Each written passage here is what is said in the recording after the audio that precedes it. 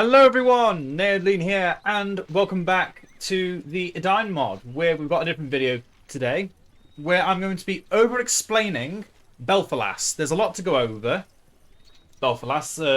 Not a lot has actually changed since I did the beta version of testing Belfalas, but I do want to go over absolutely everything that this faction has, and if this video gets enough attention, I'm tempted to over-explain every other faction as well. Because there has been quite a few little changes that I've not actually noticed until now for some factions, and I want to be able to talk about all of them. Okay, so firstly, what you need to know about Belfalas is it is a sub-faction of Gondor. So a lot of what Gondor has and a lot of what Arnor has, Belfalas has it as well. Going to be going over everything that Belfalas has exactly the same as Gondor pretty quickly, but then after that I'm going to go over into more detail about things that are unique to Belfalas. So firstly, we have our basic troops. We have the Belfalas soldiers, which are the same as the Anorian soldiers, even down to the small detail of the shield wall formation. Every upgrade is the same. Spearmen as well, porcupine formation for the Belfalas pikemen. We have our basic archers, which have the damage and speed reduction if you go into their formation. But this is where things change up. Instead of having the Fountain Guard as your tier 2 elite infantry unit, you get the Tarnos Guard, or Frontier Guard even. Tarnos Frontier Guard. There we go. And these troops are basically what you would get as Gondor from the border stronghold, from your unique outpost, because they have the ability Inspiration. Nearby friendly infantry receive 25% attack damage, does not affect other soldiers of Dol Amroth. What that means is it does not affect this unit, because that is basically just copy-pasted from the soldier of Dol Amroth units, which I'm sure that at some point will get changed, because as you can see, we walk forward. That leadership effect is affecting our other troops. Then, from the stables, we have our basic Knights of Belfalas, same as the Knights of Gondor. And the Dol Amroth Swan Knights are exactly the same as the Dol Amroth Swan Knights from the Border Stronghold, again, that only Gondor has. But with Belfalas, you have them in your stables. Here we are. You can get them from your stables. You don't need the Border Stronghold to build them as Belfalas, as it makes sense. You are basically the area that holds Dol Amroth. And also the final unit from the barracks, the Swan Knights of Dol Amroth, are just, again, another reskinned unit from the Fountain Guard. Which, if they're near Imrahil, they will get more damage and armor. If they're far away, they get bonus speed. So instead of Aragorn or Strider, you have them focusing around Imrahil, which makes sense since you can't actually get Aragorn through the signal fire. Which, by the way, the signal fire is exactly the same as it is for... I think it is anyway. Yeah, it's the same as with Gondor. I'll just get these recruited now. That's the one thing I forgot. But the Errand Riders, though, for those that didn't know, Errand Riders have been changed. I did mention it slightly, but basically it means now you can't use the Baragon cheese and get a bunch of Errand Riders all at once. I don't know what the soldiers are doing. I'm going to tell them to stop. I think they were trying to attack the people that just live there. But yeah, you can see the Laminan Clansmen deal bonus damage against units without heavy armor and do less damage to units with heavy armor because of their chop damage archetype. Blunt blows deal bonus damage to structures, or weaken their armor at least. Fishermen of Belfalas, bonus damage against cavalry and monsters, and you have the Trollbender formation. They used to be called the Pelargir Trollbenders, but they're basically the same unit. And then you get the Protectors of Andrast, or Blackroot Vale Archers. I'm not actually 100% sure if any of those... Actually, no, wait, hold on a second. Raven's Beak Warriors of... Okay, the only one that's actually the same... Okay. I didn't think they've actually changed. The only thing that's changed about them is their names. The Raven's Beak Warriors of Imrahil should be Laminan Clansmen. Other than that, they're exactly the same. The Fishermen of Belfalas should be the Pelargir Trollbenders. And the protectors of Andrast should be the Blackroot Vale archers. Yeah, fiefdom troops have not changed at all. The only difference is you do have a hero that buffs fiefdom troops other than Imrahil, because Imrahil has had a updated skill tree, slight update anyway, not a major update, but only for Belfalas. Next up, I'm going to quickly talk about these squire troops. These are the same. These troops are basically if you use Denethor's ability to make all your basic troops easier, faster to recruit, cheaper, but they can't get upgrades.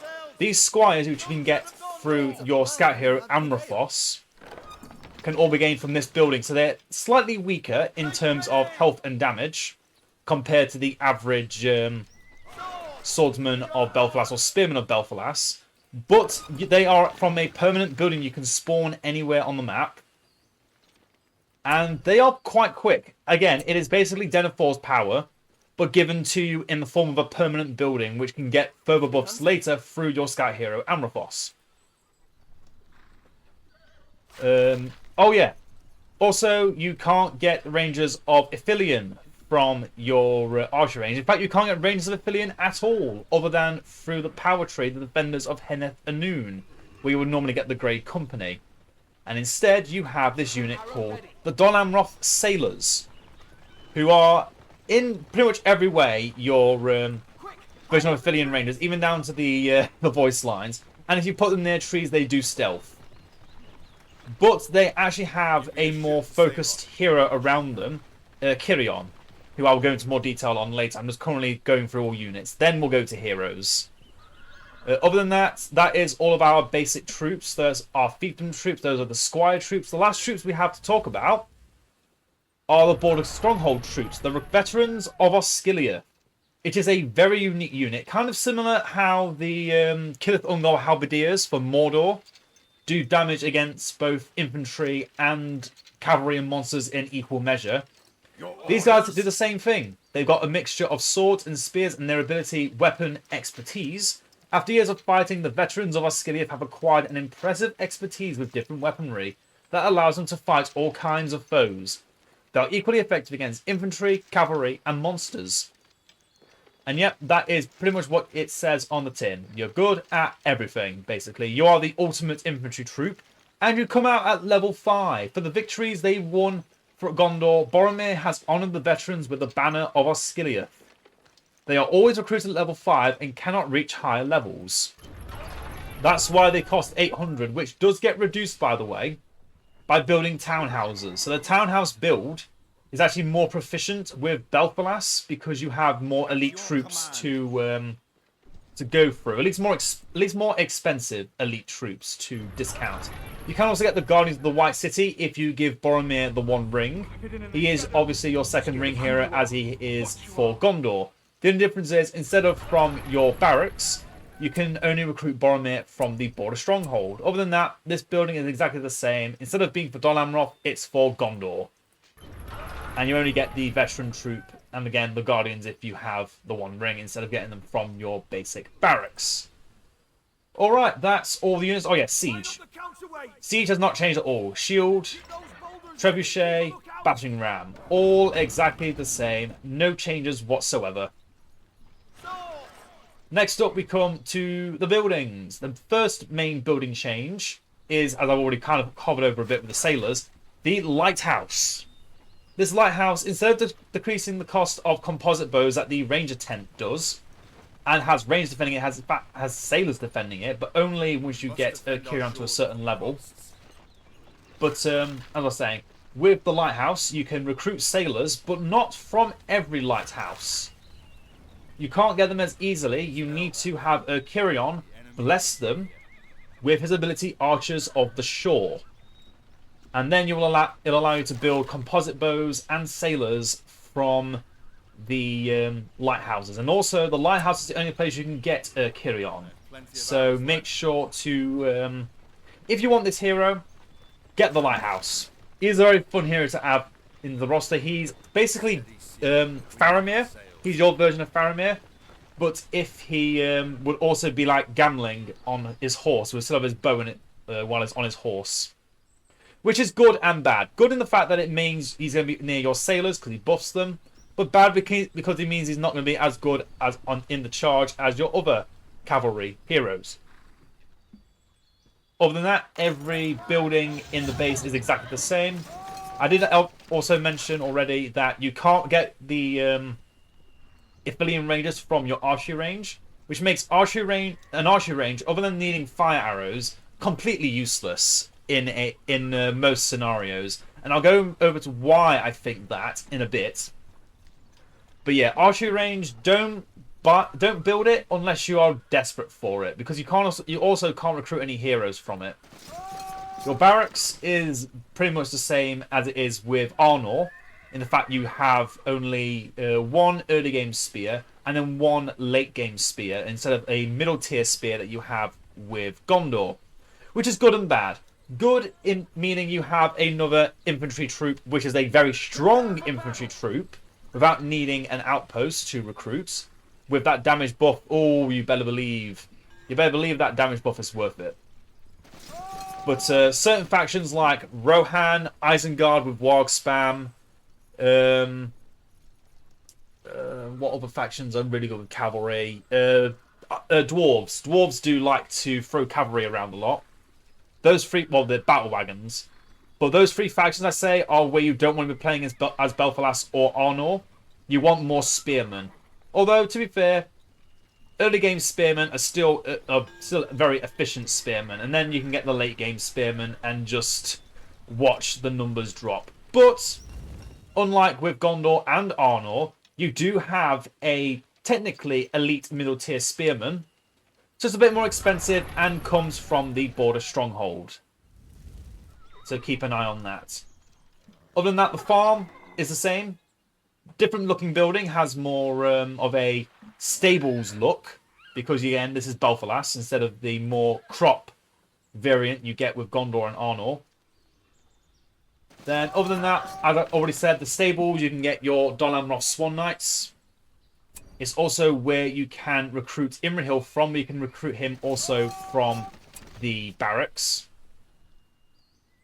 And then other than that, you can get from your main base Lothiriel, Amrothos, and Gandalf. You still get Gandalf. He can be made Gandalf the White for the power, unlike with Arnor.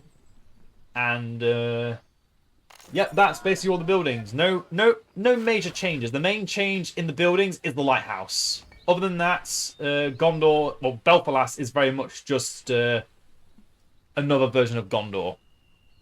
And next we go on to the heroes. Amrothos is the most expensive scout hero, costing 600 to recruit. And then to actually upgrade him, to then be able to summon squires, you need to spend another 300. So 900 resources just to make these lower tier infantry, which has some good and bad aspects to it. Good as in you now have these troops you can just spam out in a desperate attempt to survive. But bad as in you're then wasting a lot of money on these pretty trash troops, which are going to be feeding power points to a opponent. So you need to mix these in with your other troops quite readily. I personally prefer from the squire outpost, squire encampment, to only build archers. That is why you don't need the archery range. You can just build this. Half price archers do slightly less damage, but again, half price, that's worth it. That, in my opinion, is worth it. But yeah, Amrothos, he can mount and dismount from the very beginning, which makes him very good on large open maps like this map here on Lynn here. He has Hunt, which gives him bonus speed and vision range, as if he needed it. But, you know, it's the same as the Vision of the Palantir that Pippin and Merry both get. Then you get your Summon Squire encampments, and as you can see, not even close to here, but I can just spawn it here. Which I think that might need to get changed into a radius around Amrothos, because that seems a bit strong. I know it's, again, trash troops, but they recruit fast. Put that in a spot where you need to defend, and it's nasty. Then you get Earn Your Ranks. Amrothos leads the squires into battle, demonstrating how to fight with great valor, and squires in the vicinity earn experience twice as fast for 30 seconds. Not a great power, but not a bad one either. It gives him a focus around these early tier troops. And then at the end, you get at level 10, Fortified Encampment. Amrothos commands the fortification of a squire encampment, making it a more defensible position. The squire encampment gains health, heals nearby troops, shoots enemies in range, and recruits squires at level 2. The most busted part about this is the fact that it also heals. So let's just prove that. Quickly just use God mode and kill a few squires. Oh, I didn't actually want to kill them, I wanted to just wound them. Can I wound something, please? Will they just die? Yep. Swordsman with fully upgrades. Okay, there we go. Go over there and heal yourselves. Just to prove that it still heals. Yeah, now you've got some archers defending the squire encampment. And yep, it heals. It is a portable well at level 10, which makes Amrothos one of the most versatile scout heroes of the game. Very, very dangerous. Unlike most scout heroes that are just kind of like, well, think about Belfalas, who's all about infiltrating and getting sneak peeks at things. Mostly enemy heroes or buildings. Merry and Pippin that kind of just go about doing their business. Have a good bonus range ability with their Visions of the Palantir or Courage. But also have a devastating attack that can kill a monster. While Amrothos has an entire building and 3 units dedicated to him and him alone. No one else can make these. No one else can do anything about them. He's a really good unit support. I like him. I like him a lot.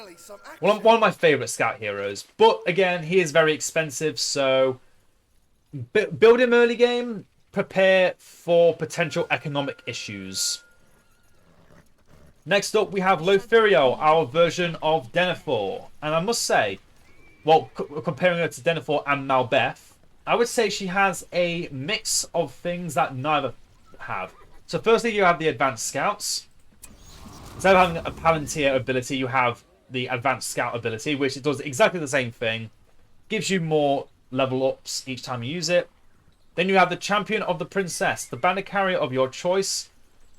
Gains improved health, or improved health, and grants allies in the close vicinity extra damage, armor, and as well as resistance to fear and terror. This gives her Arwen Undolmiel's level 8 ability. On a Gondor hero, for more leadership shenanigans, is busted. The range of it, though, is what matters. And you do, like with Arwen, have to be very close to the banner carrier to then give it this bonus. Obviously, unlike the Elves of Imladris, these banner carriers can quite easily be eliminated. In fact, let me just show you how easily they can be eliminated. Let's build one up and then see how quickly it falls down. There you go, archers. Next up, she has Gifts of the Sea. Lothiriel reward. Oh, let's just get this quickly. Now we're here. So, close enough, you have to be pretty close, but it does buff the entire unit. You can't actually see a difference in the banner, I don't think. No, you can't see a difference in the banner. So if I was to eliminate this banner carrier quickly... Oh, I'm not going to bother, that's going to take too long. But yeah, if you were to lose the entire unit, that means that buff is gone with it. But it also has to be very close range. You'll probably want to use it on infantry, preferably Tarnos Guard. Or the Banners of Osgiliath. In fact, can you use it on the Banners of Osgiliath? Let's see. Let's see. You cannot. Okay, that confirms it then. You can't use it on a banner carrier from Gondor. But you can use it on a banner carrier from Belfalas. You can see here, it works here just fine. But yeah, Gifts of the Sea. Lothiriel rewards an experienced sailor crew for their services with superior equipment made by Dol Amroth's finest craftsmen. The selected fishing boat permanently gains resources and health. The selected lighthouse gains vision range. So let's just use that on the lighthouse here, which is quite good. Gives you even more vision on top of the vision that she normally gives. The only problem is, half of this ability you can't use unless you have the ability to make ships, which on this map Lynn here, we can't, which is why I'm a bit annoyed I didn't show off the fishing boats, but I already kind of showed them off back in the early beta. It's a boat that you can force to stay in one place eternally, and it will just generate resources. It's resources on the sea, which is cool as fuck. I love it. Such a unique ability that I definitely want to be showing off in a future video with Belfalas. But other than that, this ability is meant to take over like the tax abatement, which was steal all the resources from a building for 3 minutes, and it can't generate anything for 4 minutes, which is a pretty strong ability. Then you have heroic defense. Instead of the aggressive attack that Denethor would have, you instead have allies in the target area gain no experience but have 50% armor instead of the 50% damage boost that Denethor gives out. Or the no leadership effect that Moddb gives out, map-wide.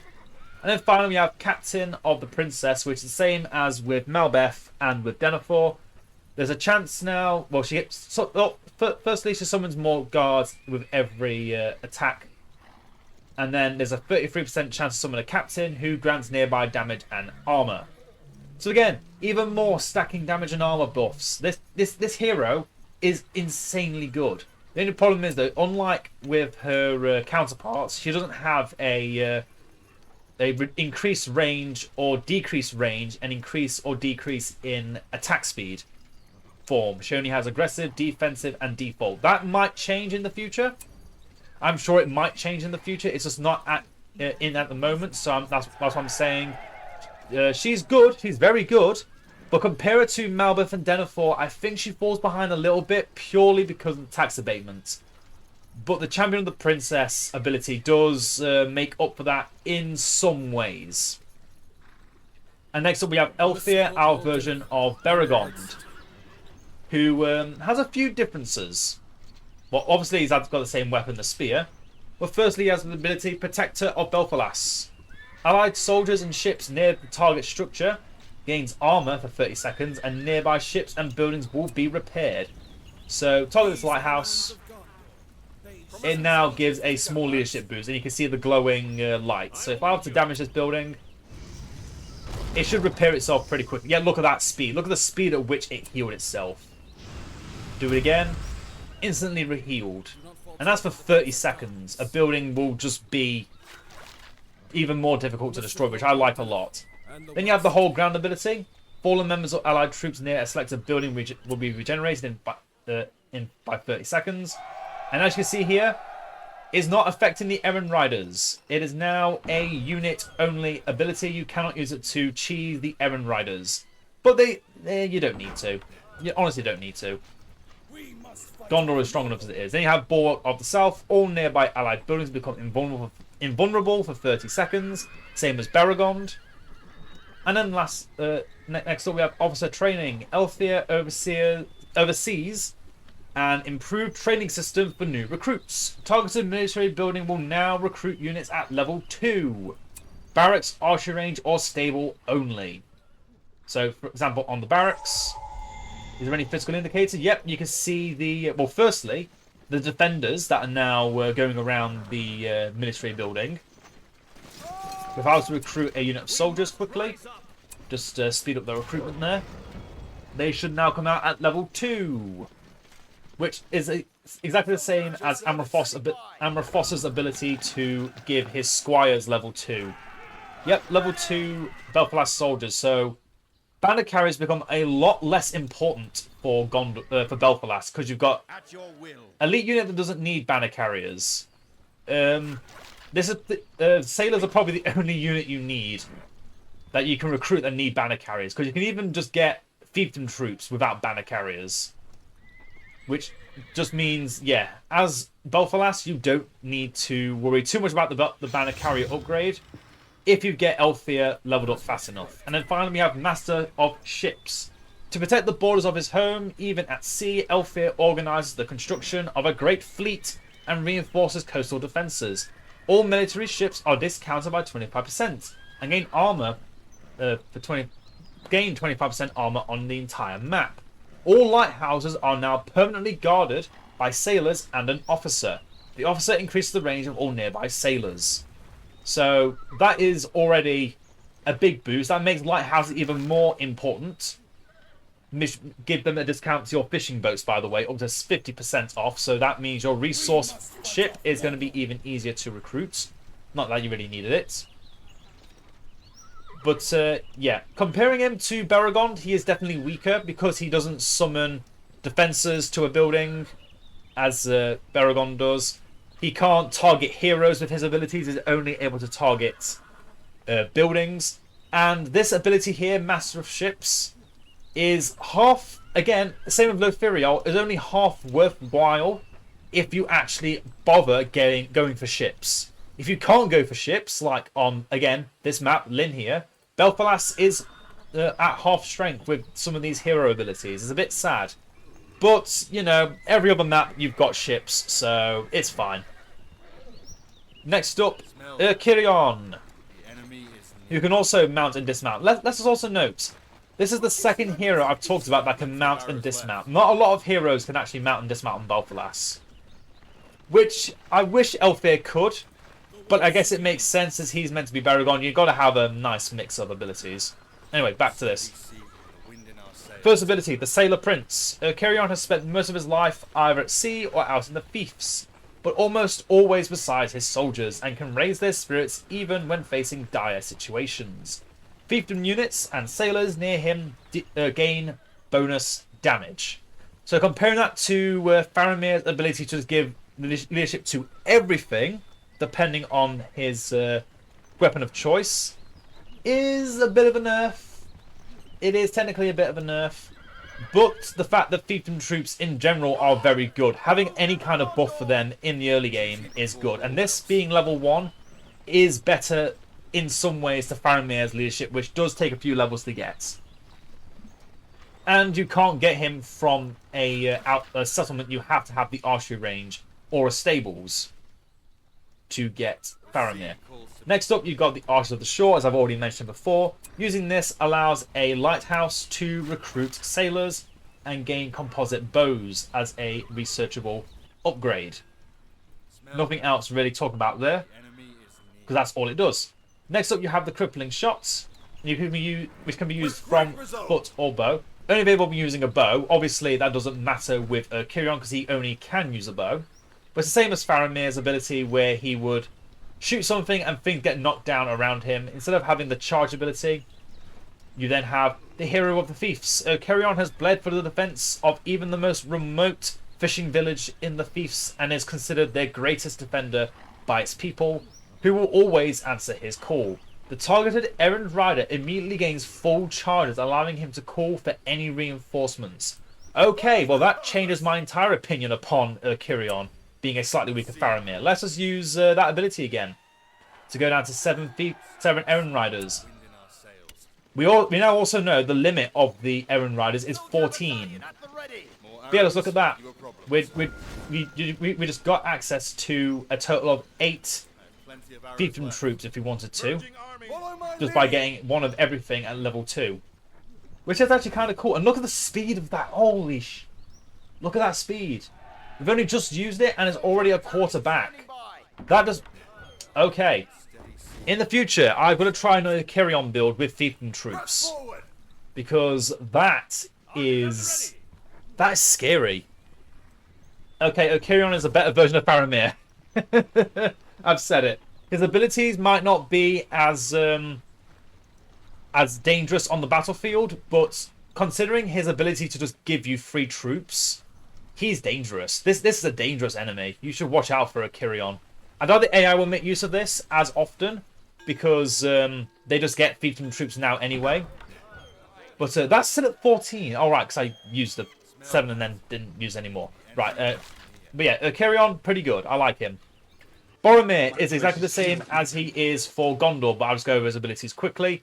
When near death, he will deal more damage, slows nearby enemies, and can't be knocked back. He's just basically in his final moments while he's getting shot down by Lurtz.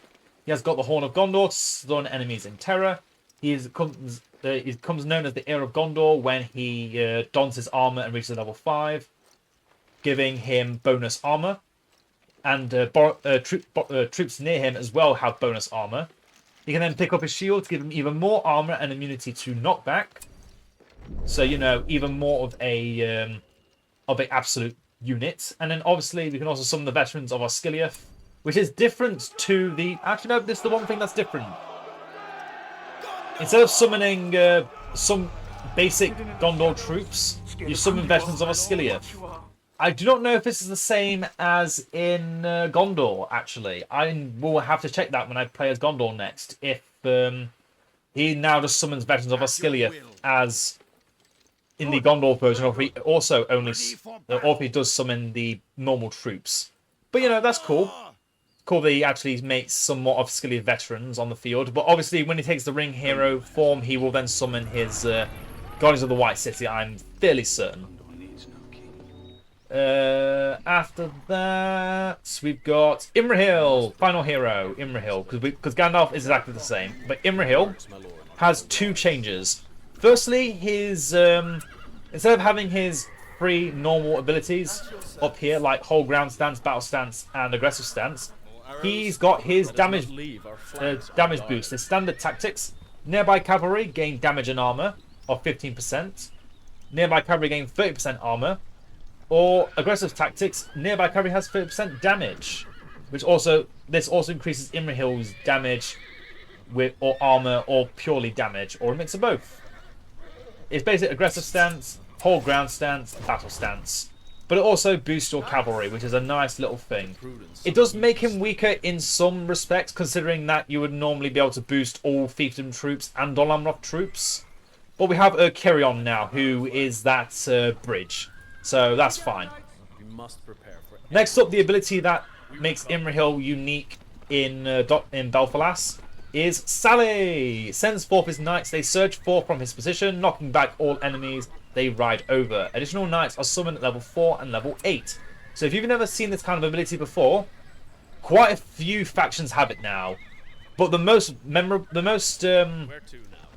closest resemblance this ability has to any other hero's ability is Elrond with his water horses, because it gets stronger the more he levels up. Other than that, he has For Honor, which is his same ability as he has with Gondor. He has Discipline for a short time, the troops of Dol Amroth, which means not just your fiefdom and Dol Amroth troops. It means all Dol Amroth troops, including these. Yep. All Dol Amroth troops can just suddenly now have access to healing with every attack, which makes Imrahil a much more dangerous threat on the battlefield, with the ability to just give all of his troops bonus healing. And cavalry heal twice as much as infantry, which makes sense. He's again meant to be a cavalry-centric hero. And then you have his Atheling Guard, which while they're on the field, his abilities will recharge faster. If the guard is summoned while Imrahil is on foot, they will be on foot. If he is mounted, they will be mounted, and you can only have one of them. And as you can see, they're exactly the same.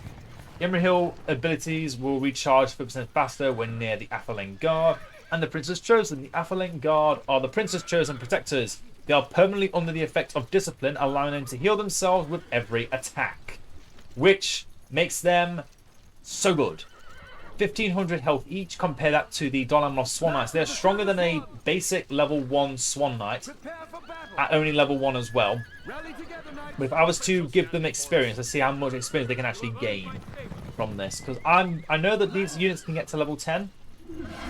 I don't know if these can, but they gain experience slower than a Dol Amroth Swan Knights, which is important to note. And let's do this one more time, focusing on the Atheling Guard again.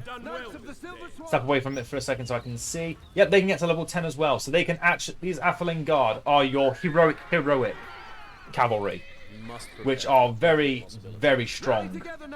And definitely worth a level 10 power for your faction leader. And then, other than that, you do technically have 2 other heroes who you can only gain through powers. And these are the 2 of the only powers that have changed from Gondor to Belfalas. The other power are the Loyalists of Harrondor. You don't have Rebuild anymore, you have this. After numerous attacks on the province of Harrondor from the south, its people had to abandon their positions and flee to the Falas region. Their bravest fighters, they are now integrated into the army of the Prince of Dol Amroth. but still proudly display the insignia of their province as a sign that Harrendoor will be recaptured. Summons 10 loyalists of Harrendoor near the structure. They protect the structure with their lives and give the structure bonus armor, as you can see here. And you can see they're a mix of swordsman and spearman. So this is Baragon's ability of giving bonus armor to buildings near him, but also summoning troops for 45 seconds. And it's a nice mix as well. They're not as strong as the guardians that you would get from Baragond, but obviously it's a map-wide ability, being a power. Next up on our list, you can see Horn of Gondor, Lone Tower, Barrage, Assistance in Times of Need, which, by the way, is now 4 power points, if I haven't already said that already. 4 power points makes this power so good. And let me just show you how to use it. So you can see here, putting it there doesn't work. So what you do is, you close in real close to that signal fire, close enough you can just touch it with your fingers. And, come on. You're embarrassing me. I'm sure it's a signal fire. Hello? Oh no. Oh, I broke it. I'm sure it's the signal fire I have to press. Oh no. Oh, I'm committed now. I've got to do it. Why don't you work?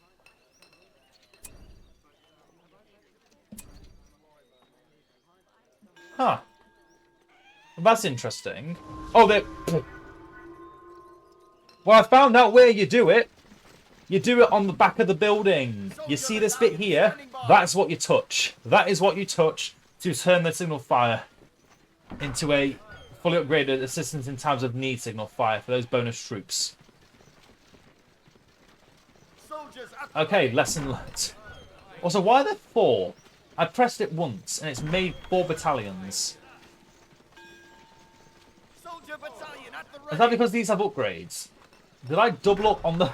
Okay, let's not think about it too much. Gandalf the White is the same. Plead to the Eagles is the same. The new power, Defenders of Henethanoon. Instead of the Great Company, you summon some Ithilien Rangers. Well, Dunedain Rangers, but you know, they're the same thing. Massive damage to monsters. You have the crippling arrow of Faramir, which is the same as his ability in his normal mode. And he also has Captain of Ithilien Rangers. Faramir remains calm even in the heat of battle and prioritizes important targets for his rangers. Each enemy hit by his arrows takes additional damage from all sources for 5 seconds. And notice how he shoots at least once every 2 seconds. So that's bonus damage against anything that comes nearby. And against all sources, not just his rangers, against all sources. Keep that in mind. And lastly, we have, instead of Ride of the Rohirrim, instead of the Army of Gondor, we have Isildur's Heir, which you can begin with by summoning Aragorn and some Grey Company. Later on, you'll get Halbrand carrying the banner of Elessar, which is the version that you get with the Grey Company summon. Then get Edain and Elro here. And you also summon Angborn the Fearless, who, if you don't know, is the leader of the Lamadon clansmen. And yet you get Aragorn the Heir, so you don't get the ability to summon Army of the Dead, but you can use Andúril Flame of the West. Passive ability, Aragorn permanently does more damage. Active, inflicts more damage and gains more armor. He has Athelas to heal nearby allied heroes. He can mount Brego. He uses Elendil, and he can also has the ability Need shall drive him. As prophesied by Malbeth the Seer over 1,000 years prior, Aragorn conquered the paths of the dead in great haste to aid Gondor against the Corsairs of Umbar. Allied units and heroes in the vicinity gain bonus movement speed and are resistant to fear and terror, which is good because he does not last very long. Look at that, we're already down to half the time. And then you can see the Dunedain have the abilities that give nearby archers more armor, nearby spearmen more armor, and nearby swordsmen more armor. And then if we have Halbarad, he will heal our troops while in combat. Edain and Elro here are very good at killing heroes. And at the time I've already finished explaining all of this, the power is about to go. The one problem with Isildur's Heir, I think, is the time limits. They do not last long at all. And I know you can't summon the Army of the Dead with Aragorn, but you still get the Oath Fulfilled to summon the Army of the Dead, which is good. Now, In the beta, you could summon Aragorn from the Signal Fire after he had expired. The reason they removed that, and it's a good thing they did too, is because you could have the entire, you could have the entire power here at Isildur's heir used, but not have Aragorn. It'd just be using like using the Grey Company with a little bit extra. Which obviously means you don't get Aragorn as the king version, which again makes sense. He's not the king of Belfalas, he's the king of Gondor and Arnor, and technically also Belfalas. I don't know. So look, I know what I mean. He's not the king right now. In this moment, this faction is not. I don't know. Take a look with the Edain team. I don't know. But that is everything. Everything here is still the same. Yeah. I've explained everything pretty much to a full extent that I thought I needed to. For Ship and Swan, yep. They heal with each melee strike. Oh, yeah. For Ship and Swan, that's the same ability as you get for the Fountain Guard, I'm fairly certain. They just are very good in melee. But they do not have the ability to change their formations. The Dol Amroth Swan Knights are exactly the same as they are. Archers aren't as important to Belfalas as they are to Gondor or Arnor, since you can get the Squire encampment and get basic Squires, or Belfalas Squires. And then you can get sailors later. So the middle tier Belfalas archers isn't as important. Cavalry is easier to get with Belfalas compared to Gondor and Arnor. You have a very powerful leadership effect on your middle tier elites, so it's much easier to get than they would be for Gondor. And overall, just as good as Gondor, I think. I think Arnor, if they were to fight Gondor, Belfalas versus Arnor, I think Arnor would still win. Arnor is busted. Be good. But Belfalas is definitely strong. I'm not sure how high I'd rank them compared to other factions. Just because I've not done enough testing yet to really say, oh yeah, this is definitely better than this, or this is definitely worse than that, sort of thing. But overall, love the faction. Love everything they've done. I'm glad I got to do some early beta testing for this sub-faction. And I can't wait to show you some more content in the future for Belfalas. Just not yet. I got some other plans. I want to look at every other faction first. Now I've already looked at Belfalas. I'm going to move away so Gandalf doesn't keep giving that strobe light effect. Hope you all enjoyed this over-explained of Belfalas. I hope if this is enjoyed enough, then I will make more of this exact same content. Because I have kind of done this before. I didn't have a good title for it. Now I have. Over-explaining everything. I'll see you all in the next one, everyone. Bye.